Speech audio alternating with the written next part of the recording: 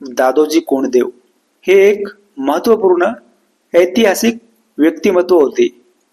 ते छत्रपती शिवाजी महाराजांचे बालपणाचे पालक, शिक्षक आणि मार्गदर्शक होते. दादोजी कोंडदेव हे शहाजी भोसले यांचे विश्वासू ब्राह्मण क्लार्क होते.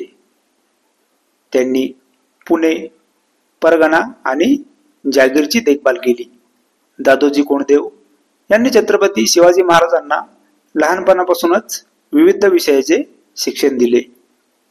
ते शिवाजी महाराजांचे बालपणाचे पालक, शिक्षक व मार्गदर्शक होते.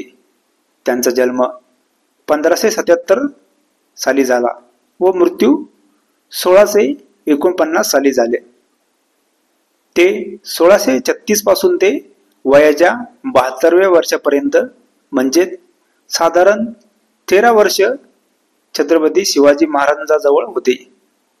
त्याआधी त्यांनी पुणे, परगणा वतन जहागीरची देखरेख करणारे सुभेदार पद घेऊन चाकरी केली.